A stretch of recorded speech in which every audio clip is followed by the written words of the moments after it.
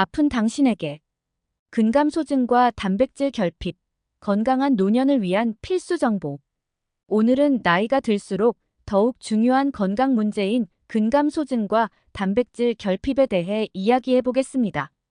이 내용은 우리 어르신들께 특히 중요한 정보이니 끝까지 함께 해주시면 감사하겠습니다. 근감소증의 징후와 질병으로서의 위험성. 근감소증이라는 질병, 들어보신 적 있으신가요? 나이가 들면서 자연스럽게 근육이 줄어드는 현상을 말합니다. 단순히 힘이 빠진다고만 생각할 수 있지만 사실 근감소증은 이제 질병으로까지 인식되고 있습니다.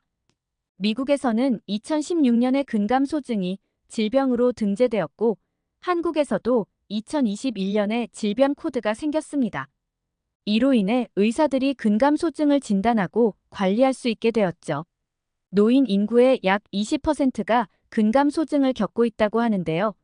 이는 단순히 오래 사는 것뿐만 아니라 건강하게 활동적인 생활을 유지하는 것이 중요한 이유입니다. 근감소증의 초기 징후는 일상에서 쉽게 느낄 수 있습니다. 예를 들어 계단 오르내리기가 점점 힘들어지거나 앉았다 일어나는 동작이 부자연스러워지는 것, 그리고 물건을 자주 떨어뜨리는 경험 등이 이에 해당합니다. 근감소증은 이러한 신체적 불편함을 넘어 균형 감각을 떨어뜨리고 낙상의 위험을 높이며 심지어 일상생활을 크게 제약할 수 있는 심각한 문제로 이어질 수 있습니다. 여러분은 혹시 이런 증상을 느끼신 적 있으신가요? 만약 그렇다면 근감소증의 징후일 수 있으니 주의 깊게 지켜보는 것이 좋습니다. 근감소증은 치료제 개발을 진행하고 있어 아직 치료제가 없기에 예방이 무엇보다 중요합니다. 근육량을 유지하고 건강한 생활 습관을 지속하는 것이 근감소증을 예방하는 데 가장 좋은 방법입니다. 근감소증이 발생한 후에 치료하려는 것보다 미리 예방하는 것이 훨씬 쉽고 효과적입니다. 근감소증이 발생하면 어떤 일이 일어날까? 근감소증이 발생하면 우리 몸에 어떤 일이 생길까요? 근육이 줄어들면 균형 감각이 떨어지고 낙상의 위험이 커지며 뼈도 약해지기 쉽습니다. 이러한 변화는 일상생활에 큰 불편을 초래할 수 있습니다. 예를 들어 걷는 속도가 느려지거나 자주 넘어지는 등 문제가 발생할 수 있죠. 이는 결국 삶의 질을 떨어뜨리고 심할 경우 요양이 필요할 정도로 건강 상태가 나빠질 수 있습니다. 또한 근감소증은 체중 감소와 함께 체지방이 늘어나는 현상을 동반할 수 있습니다.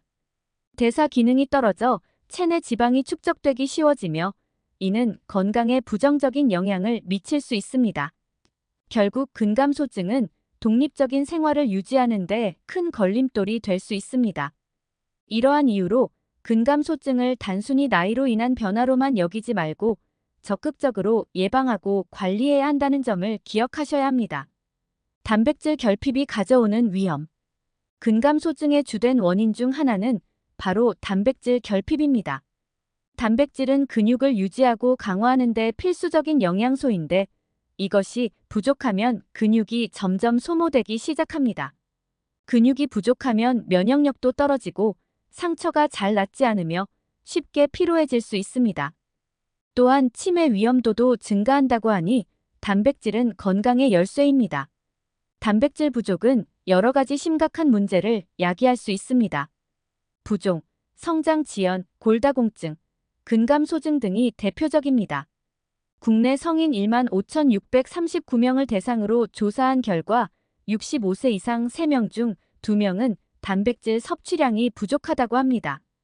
특히 한국의 노인들 중 절반 이상이 단백질 결핍 상태에 있다고 합니다.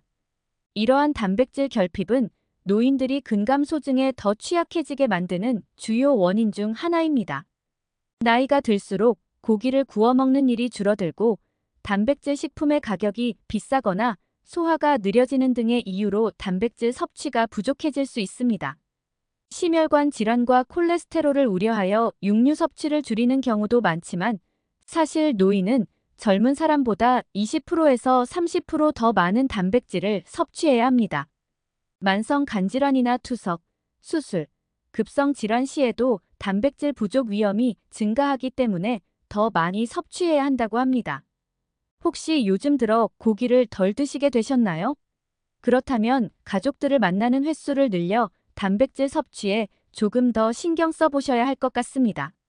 근감소증 예방과 단백질 섭취의 중요성. 근감소증을 예방하기 위해서는 단백질 섭취가 정말 중요합니다. 탄수화물과 지방은 우리 몸에 잘 저장되지만 단백질은 그렇지 않아서 매 끼니 규칙적으로 섭취해야 합니다.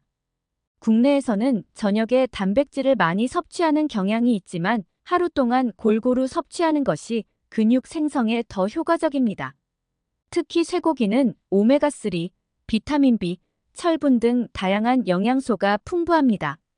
뿐만 아니라 쇠고기를 씹는 행위는 치아를 자극하고 인지 기능을 활성화하여 치매 예방에도 도움을 줄 수 있습니다. 단백질을 섭취할 때 음식으로 다양한 영양소를 함께 섭취하는 것이 이상적입니다. 보충제는 음식으로 충분히 섭취할 수 없을 때 사용하는 것이 좋습니다.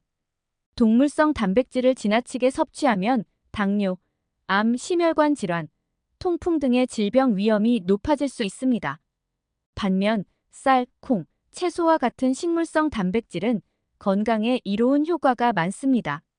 전체 단백질 섭취량에서 동물성 단백질의 비율을 약 40%로 유지하는 것이 적절하다고 합니다.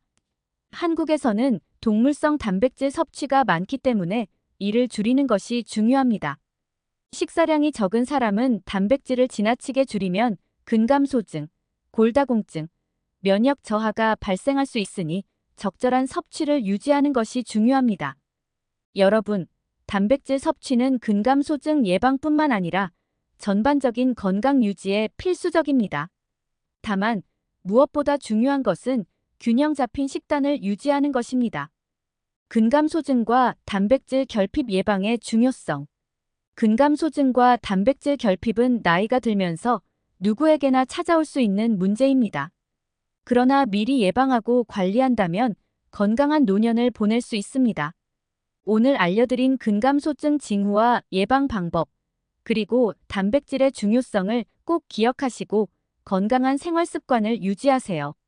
아픈 당신에게 채널은 듣기만 해도 좋습니다. 이 정보가 유익하셨다면 좋아요 버튼과 구독 부탁드려요. 감사합니다.